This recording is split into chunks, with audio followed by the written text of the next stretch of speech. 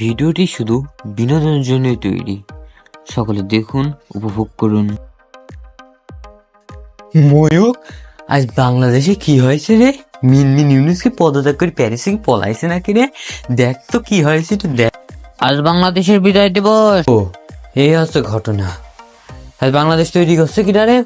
ময়ূক, জানিস সেটা? মিনমিন ইউনুসকে তো জানে না, তৈরি করছে কিনা? আমাদের দুঃখের সময় ওরা এত জনসমুদ্র নিয়ে বিজয় দিবস পালন করে। ময়ূক, ওদেরকে থামতে বল। ময়ূক, ওদেরকে থামতে বল। ময়ূক, ওদেরকে থামতে বল। আমার কিন্তু মাথা ঠিক থাকছে না। আজকে আমার দুঃখের দিনে ওরা হচ্ছে স্বাধীনতা দিবস পালন করছে।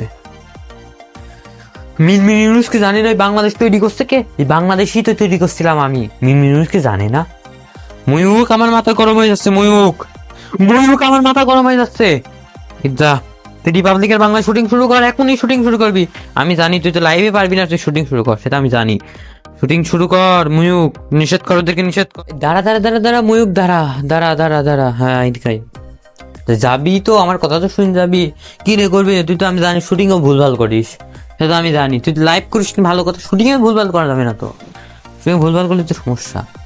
কথা হচ্ছে এটা না, কথা হচ্ছে একটা গল্প শোন। যাবি যেহেতু বাংলাদেশ সম্পর্কে একটা কথাই হলো, একটা গল্পই শোনে, তারপরেই যা। তুই কি জানিস আমি সেই 1971 সালে যুদ্ধ করেছিলাম বাংলাদেশের সাথে? হ্যাঁ, তাহলে শোন তাহলে। আমি সেই 1971 সালে বাংলাদেশের সাথে যুদ্ধ করেছিলাম। শুধু কি যুদ্ধই? শুধু যুদ্ধ নয়, মাঠ পর্যায়ে যুদ্ধ, আমি লিডারগিরি করেছি, জানিস? লিডারও ছিলাম আমি সে সময়। এবার হলো কি, এক সময় আমি একদিন লিডারগিরি করতে করতে আমি একদিন মারা গেলাম। ময়ূক শোন, ময়ূক, আমি কি কষ্টে যে বড় হয়েছি শোন। আমি একদিন মারা গেলাম ময়ূক, একদিন মারা গেলাম। তারপর বাঙালির কিছু ভাইরা, বোনেরা, আমার স্বজনেরা, স্বজন হারানোর বেদনারা আমাকে উদ্ধার করলো, মরাদেরও উদ্ধার করলো। আমার মরা দেহটা উদ্ধার করলো তারা, লিডার যেহেতু ছিলাম। দেখ, মরা দেহটা উদ্ধার করার পরে তারা তার উপর রিচার্জ শুরু করলো। কি করলো? রিচার্জ, কারণ ওরা তো ছিল ভালো। রিচার্জ শুরু করলো, রিচার্জ শুরু করে আমাকে ফের জীবন দিল। তাও কিসের জীবন দিল জানিস? আমাদের ভগবানের জীবন দিল। ওই যে কাউর জীবনটা আমার কাছে দিল। কেমনি দিল শোনেক তাহলে, যেহেতু আমি ছিলাম, তোমার কিছুটা মনে আছে আমার জীবনের ঘটনা, তো একটু শোনে। কাউয়ের জীবন দিল, ওই কাউকে কাছে কাউয়ের মুখ পর্যন্ত আমাকে খাওয়াই ছিল, যদিও আমরা খাই, এটা নিত্যদিনের বিষয়, এটা বিষয় না।